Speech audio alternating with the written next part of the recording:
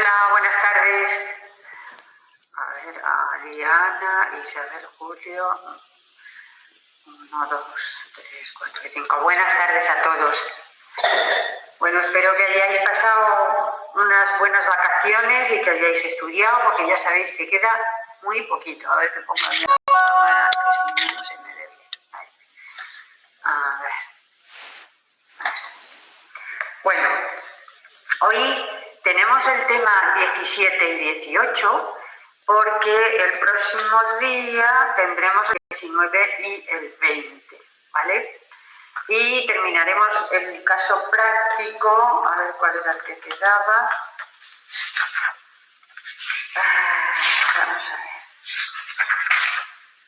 ver. Quedaba el 5, el 6, no, sí. El 5 y el 6, pues hoy veremos el 5. No sé si hicimos el 4. ¿El 4 lo hicimos? Sí, lo hicimos. Sí, de la innovación subjetiva.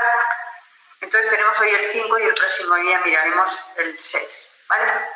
Bueno, hemos entrado en la fase de la responsabilidad por hechos propios, que es una responsabilidad extracontractual. Hasta ahora hemos estado analizando desde el punto de vista de obligaciones pues todos aquellos incumplimientos que una persona podía tener como consecuencia de no haber respetado el pacto, el contrato, el negocio que se había hecho cuando esa relación jurídica se había convertido en válida.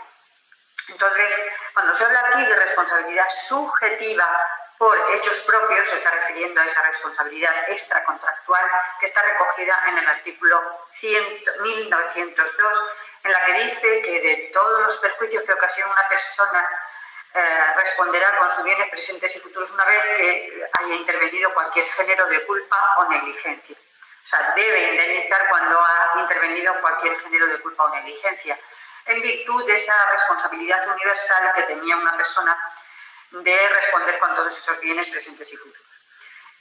Cuando hablamos de los presupuestos de carácter objetivo, lógicamente la primera cuestión que se plantea aquí es que tiene que existir una acción, pero también una omisión que sea dañosa, lo que supone que una persona tiene que realizar un acto, que en ese caso sería un hecho activo, y que supondría lo que se llama la culpa in comitendo, o bien puede abstenerse de hacer algo que también provoque un daño a otra persona, que sería culpa in omitiendo.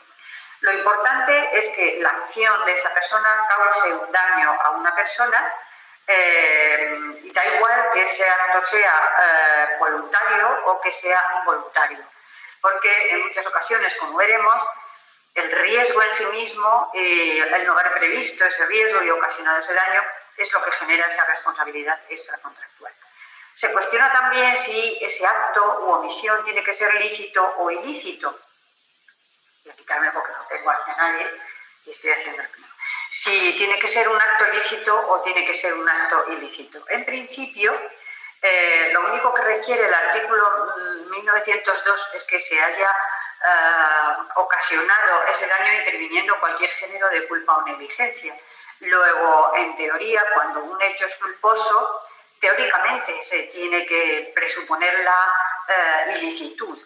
Pero es cierto también que muchas veces las personas han hecho todo lo que han podido y es un hecho completamente involuntario, y sin embargo, al ocasionar el daño también se considera que esa responsabilidad que genera la autoría de ese acto, de esa omisión, tiene que seguir cumpliendo esa responsabilidad civil de indemnizar como consecuencia de esos daños. ¿Cuándo se puede liberar a una persona que realiza un hecho o una omisión habiendo empleado toda la diligencia debida? ¿Cuándo se libraría de hacerse responsable del abono de esos perjuicios que se le han ocasionado? Pues estaríamos hablando de los casos que eximen a una persona de hacerse responsable, de que esa responsabilidad sea efectiva. Y hablo, por ejemplo, de la legítima defensa, que en muchas ocasiones sabéis que función de la profesión que se tiene en algunos casos desde el punto de vista penal, pues muchas veces ha sido muy discutida. Tiene que existir una agresión que sea ilegítima, lógicamente, que haya una necesidad racional del medio empleado para repelerla y que el mal causado no sea mayor que el que se trate de evitar, que ese estado de necesidad no se haya provocado por la persona que ha hecho ese daño y que el necesitado, pues por razón de su cargo, no tenga la necesidad de sacrificarse, como ocurriría, por ejemplo, con esas profesiones que están dedicadas a la ayuda y al servicio a los demás. Claro, muchas veces lo que se pide es que no exista solo una culpa exclusiva de la víctima. Muchas veces existen muchos hechos o muchas circunstancias que hacen que la víctima no sea la única culpable, sino que también lo sea el que ha ocasionado ese acto. En todos esos casos se produce lo que se llama la concurrencia de culpas y ahí lo que se llama esa compensación de culpas. Pongo un ejemplo muy sencillo. Si yo voy con mi coche y voy bien y mi semáforo está en verde y una persona que se quiere suicidar o matar o lo que sea se tira sabiendo que está en rojo y que lo van a aprovechar a atropellar y no se ha producido, pues, y vive, pues lógicamente hay una compensación de culpas. Primero, porque aunque yo lo tenga en verde, siendo conductor y llevando la máquina que llevo, tengo que ir despacito y tener cuidado por ver si atraviesa a alguien. Y la otra gran cantidad de culpa es a la persona que ha querido matarse. En algunos casos es porque una persona mayor no ve bien, confunde el semáforo y también hay concurrencia de culpas y compensación de culpas. Es decir, en esos casos habrá que ir supuesto a supuesto y ver el grado de responsabilidad que tiene cada una de las personas. También está exento cuando se produce un incorrecto ejercicio del derecho, se produce cuando hay abuso de ese derecho. Claro, dice todo acto o omisión que sobrepase los límites normales del ejercicio con daño a tercero. Bueno, aquí también habría que ir viendo caso a caso, pero sí es cierto que en muchas ocasiones ese uso abusivo le hace eximirse de la responsabilidad porque no ha ocasionado esa situación por él, sino por el uso abusivo de la otra persona. El daño, cuando aquí se refiere al daño moral, estamos hablando de que ese daño que se ocasiona por la persona que ha actuado o ha omitido esa actuación se refiere exclusivamente a un daño que sea indemnizable y que tenga que ser real y verdadero y, por supuesto, probado. Eso significa que estamos hablando no de un daño eventual, de una posibilidad que puede ocurrir como consecuencia de ese daño. Vosotros sabéis que cada vez que nosotros acudimos a un juzgado y queremos reclamar una cantidad X, tenemos que hablar de la cantidad que tenemos que reclamar en el presente, no presumir que en el futuro esto va a seguir ocurriendo y voy a tener que volver a reclamarlo. Lo siento, pero lo del futuro usted no lo puede reclamar, tiene que ser el daño real y efectivo hoy. Ahora bien, hay en algunas ocasiones en las que por las circunstancias en las que se ha producido ese daño es real lo previsible del futuro. Por ejemplo, si yo he sido atropellado y estoy hospitalizado y esas lesiones me van a ocasionar unas secuelas, esas secuelas se valoran y eso será en el futuro. Hay veces que como consecuencia de eso mi brazo irá empeorando o mi pierna irá empeorando, porque eso se puede certificar lógicamente por los médicos. En ese caso, esa valoración del derecho a indemnizar en el futuro no es necesario que sea real en el presente, sino que está probado científicamente que es lo que va a ocurrir en el futuro. Lo mismo ocurre con el honor de las personas, que sabemos que cuando ha sido absolutamente vilipendiado, lo normal es que esa imagen que se ha creado de esa persona, pues en el futuro haga, pues si es un autor que vaya en sus ventas, que no le sea contratado, en definitiva, ciertas cosas que sí son previsibles en el futuro. Hay un debate hoy en día y es que si en la responsabilidad extracontractual solamente se puede pedir la indemnización por los perjuicios materiales o si también se puede solicitar la indemnización por daños morales. Es evidente que sí sí se pueden hacer, es compatible el daño moral con el daño patrimonial, pero ya sabéis, el daño moral tiene que ser probado. Si no se prueba, evidentemente estaremos como en cualquier daño moral que se pide en una responsabilidad contractual normal. Yo he cumplido mi contrato en arrendamiento, por ejemplo, de servicios de un médico que hace mal una operación. Ahí están los consentimientos informados y firmados y eso hace que muchas veces pues, se disputa caso a caso esa cuestión.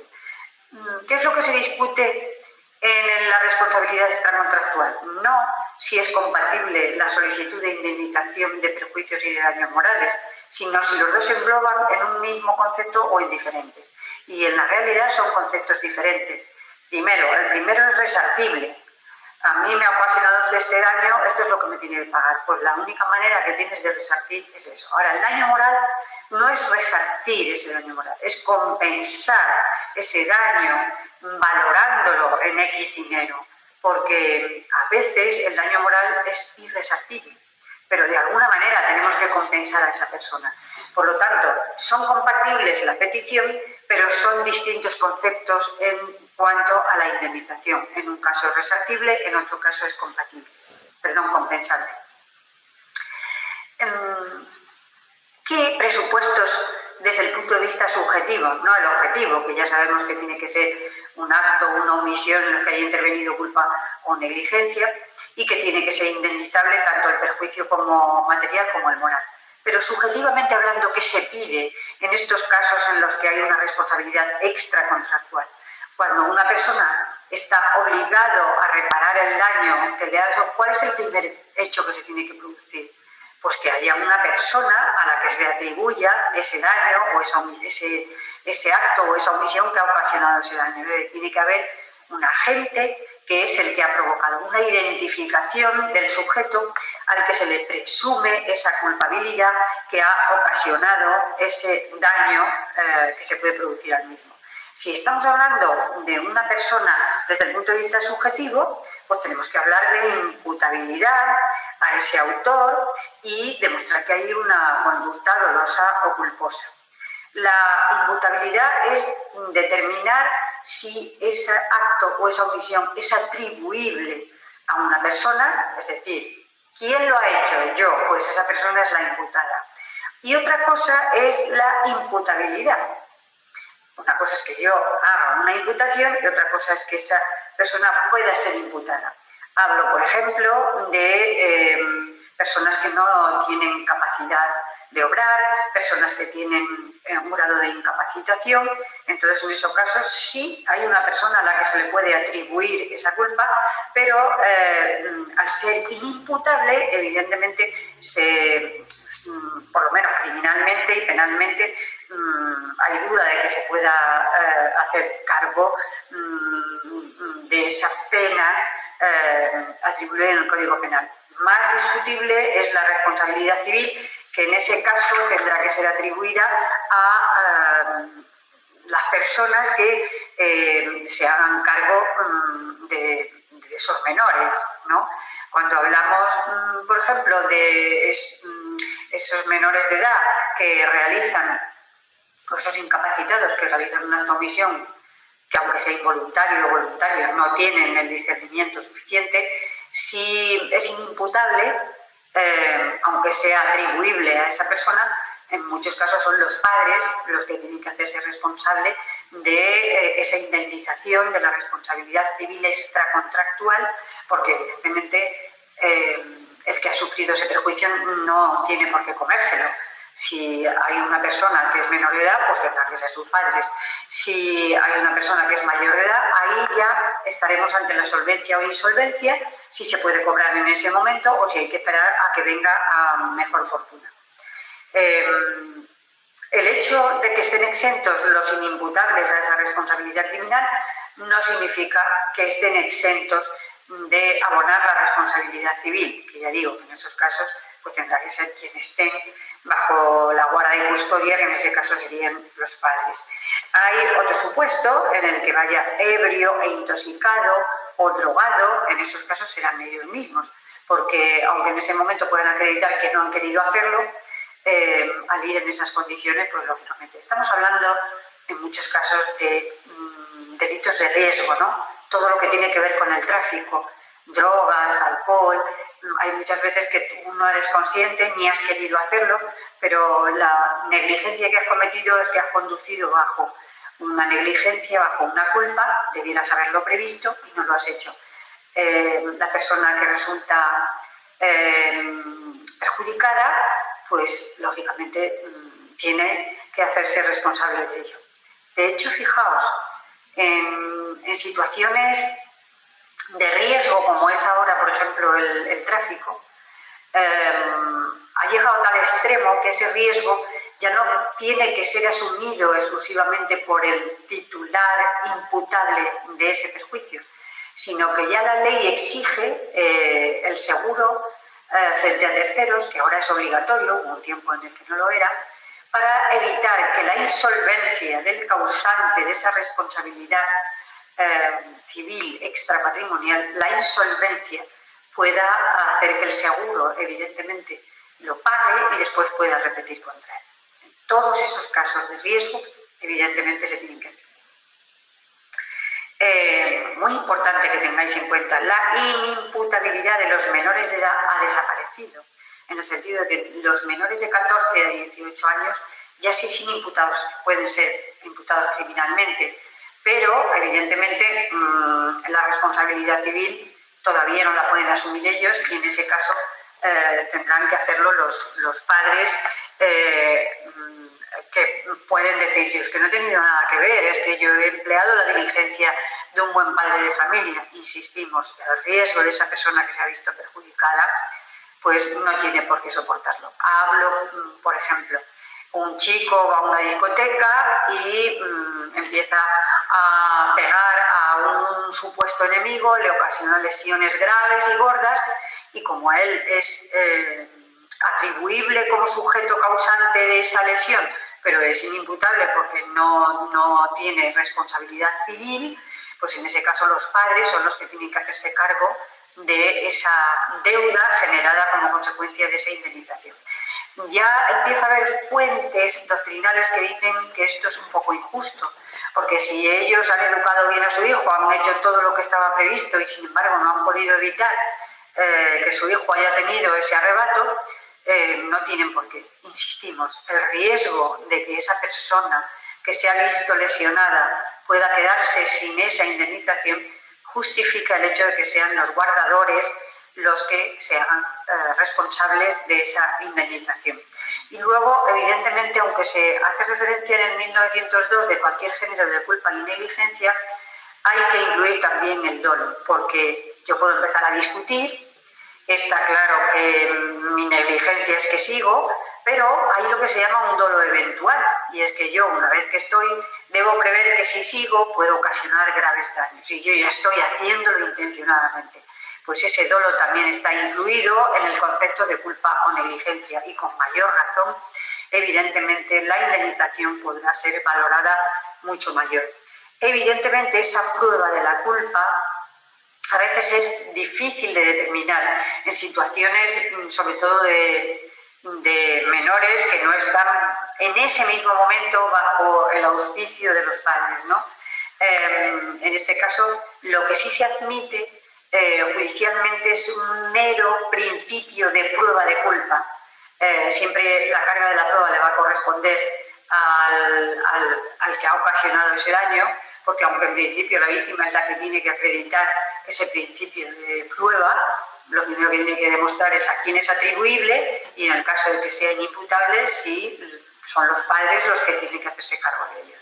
Luego, mediante el juicio ya se establecerá el grado de culpabilidad que ha tenido en función de los testigos que habían, del parte, del esclarecimiento de una manera más pormenorizada de los hechos que ocurrieron en ese caso en concreto. Aparte del elemento objetivo y del elemento subjetivo, hay un tercer elemento que es fundamental en la responsabilidad extracontractual y es la relación de causalidad que tiene que existir entre el hecho causado y la consecuencia que se ha producido. Esto, en principio, debiera ofrecer poca dificultad, porque si yo puedo acreditar quién ha sido el causante del hecho y quién ha sido el perjudicado, es fácil demostrar muchas veces científicamente, por el ADN, por las gotas de sangre, muchas veces se puede establecer ese nexo causal. En general, cuando se producen esos, al estar pendiente, o sea, presente la víctima y ser, afortunadamente, no siempre el resultado de muerte, la víctima también puede esclarecer cuándo se produjo, dónde se hizo, y es habitual que haya también personas que así lo hagan. Pero en algunos casos hay muchas causas que son las que intervienen y no es solamente una, que es el mal proceder que ha tenido una determinada persona.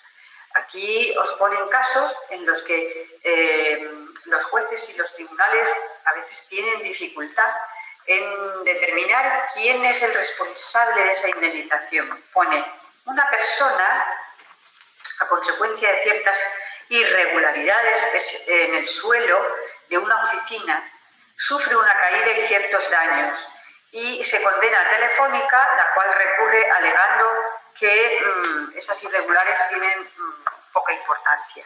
El Tribunal Supremo determinó que era una causa suficiente el que ese suelo no estuviera en buenas condiciones y esa irregularidad ha producido pues que ese pavimento estuviera resbaladizo y provocara eso. Puede hacerse también con muchos casos de humedades en las viviendas que producen, sobre todo en menores, determinadas precariedades en la salud. La humedad es malísima para determinadas enfermedades, ¿no? Y si se demuestra que el dueño, a pesar de haber advertido y no haber arreglado esas humedades, pues teóricamente va a ser el responsable. El dueño se va a defender diciendo que esas humedades no existen, que las han ocasionado los otros, pero en fin, habrá peritajes, habrá fotografías, en fin, habrá medios que acrediten quién es el auténtico responsable. Luego pone otro ejemplo: Manuel, menor de edad, dispara una escopeta de aire comprimido causando gravísimas lesiones en un menor. Entonces preguntan si hay causa o no y si solamente es el menor el único responsable. Si es un menor, aquí interviene también el dueño de la tienda que ha vendido ese arma a ese menor, cuando sabemos que aquí no está permitido.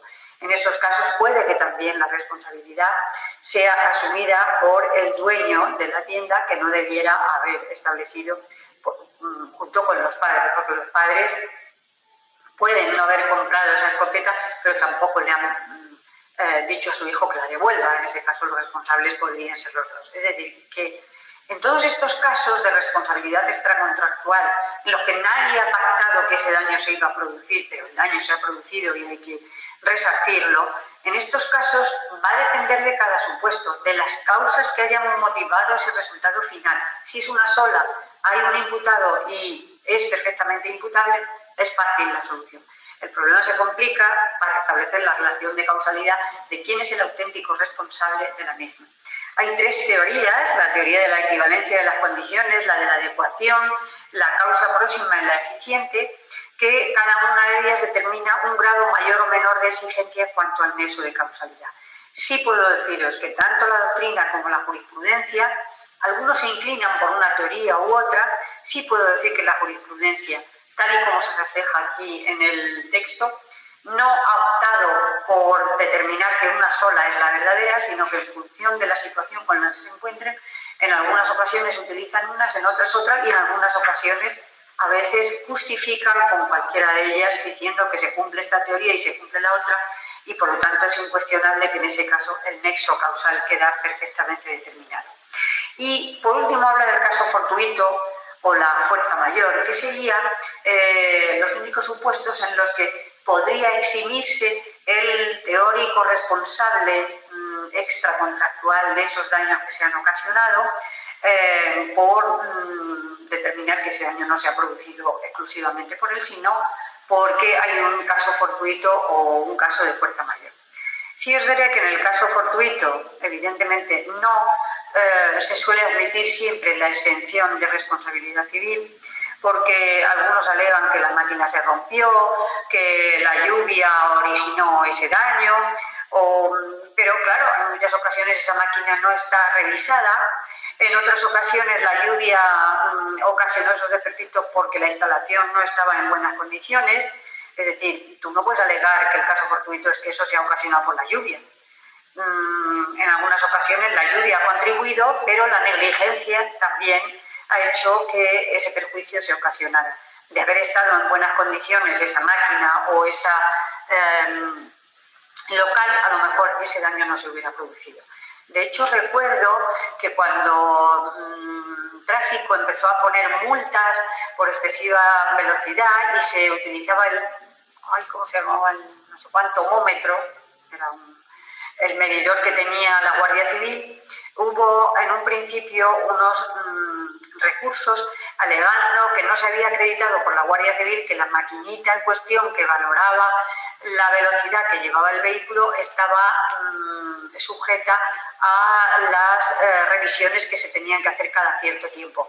Y como en un principio la Guardia Civil no mostró eso, pues evidentemente cuando presentó la multa no había acreditado en ese momento que la máquina que medía esa velocidad estaba correcta y se desestimaban esas multas.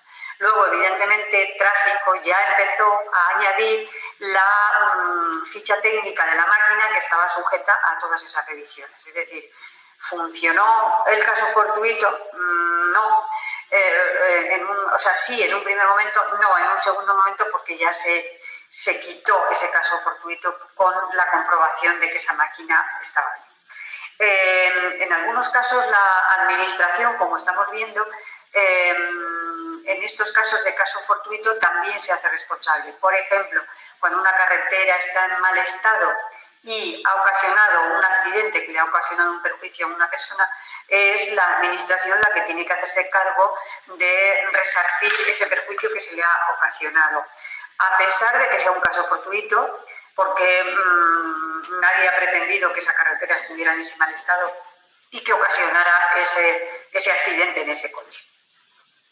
Otra cosa en los casos de fuerza mayor, que en algunos supuestos, aunque se equiparan, sí es cierto que los casos de fuerza mayor no se refieren a algo que se debería haber previsto y no hubo esa previsión, sino que, aun habiéndose podido prever, no se hubieran podido evitar. Y en esos casos, esa causa de fuerza mayor sí exime a esa persona de esos daños.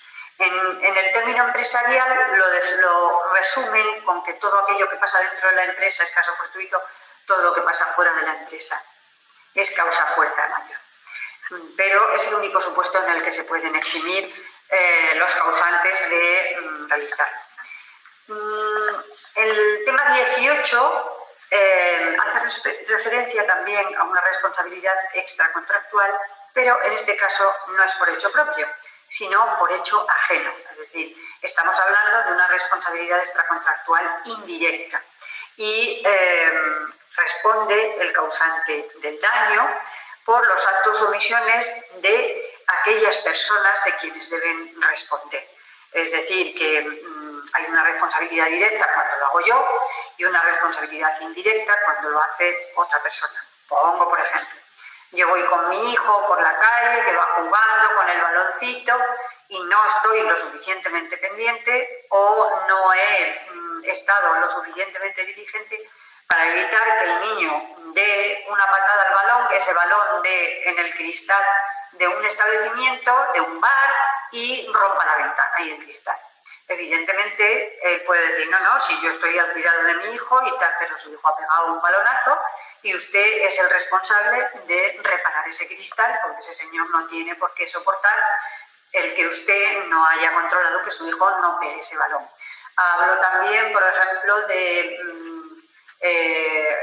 voy con un perro, no lo llevo con el bozal, no lo llevo con las medidas y muerde a una persona y le ocasiona lesiones. Oiga, yo no le he mordido, yo no he sido, sí, pero usted está a cargo de ese animal y eso es una responsabilidad extracontractual a la que usted tiene que hacer cargo.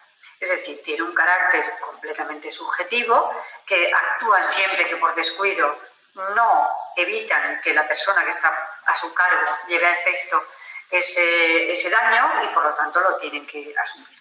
Está recogido en el 1903, que dice que los supuestos de responsabilidad por hecho ajeno que deben hacerse responsables son los padres respecto de los daños causados por los hijos que se encuentren bajo su guarda.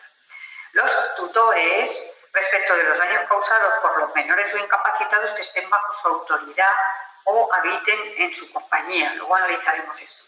Los comerciantes o empresarios de los daños que ocasionan sus dependientes o empleados en el servicio de sus trabajos.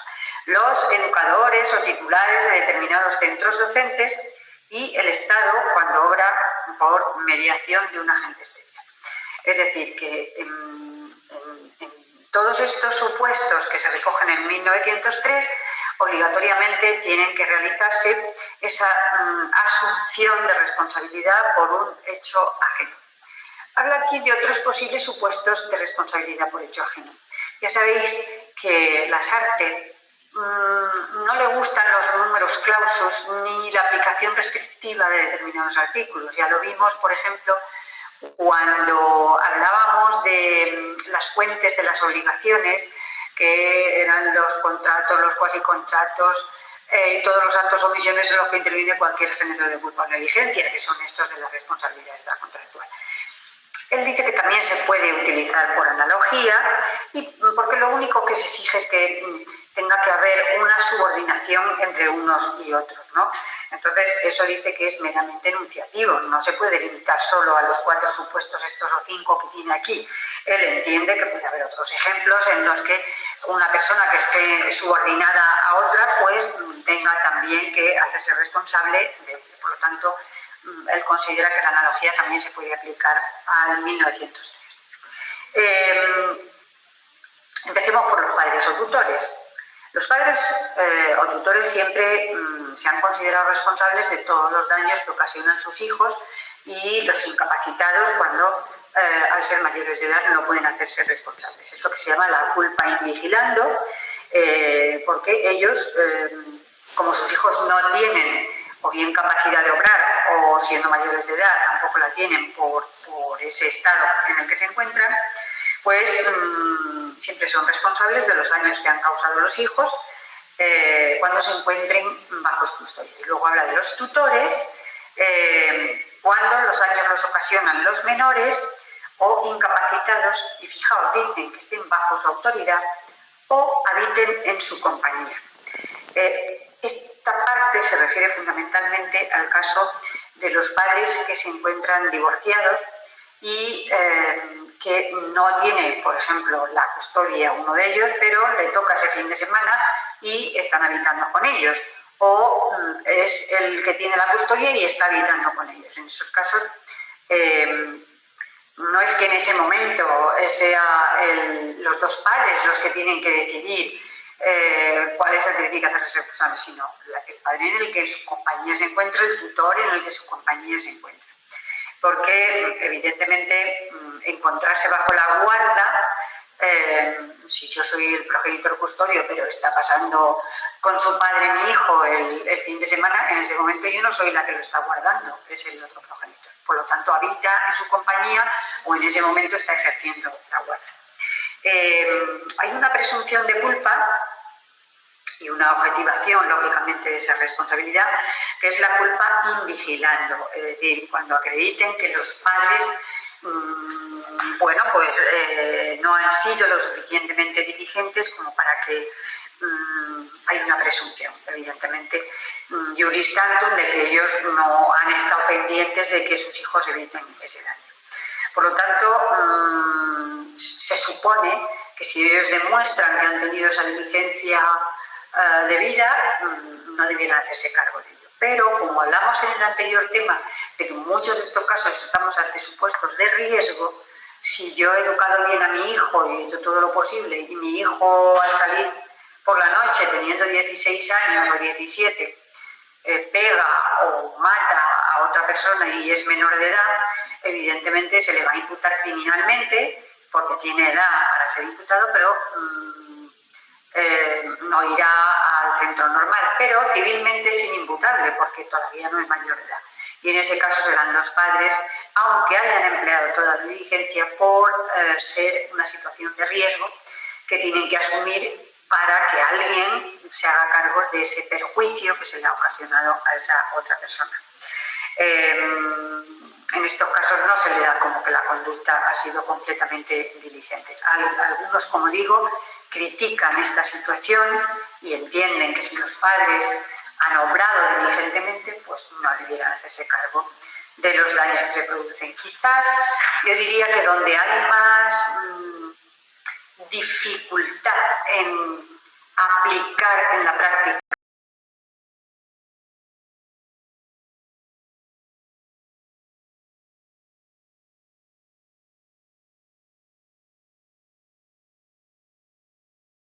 y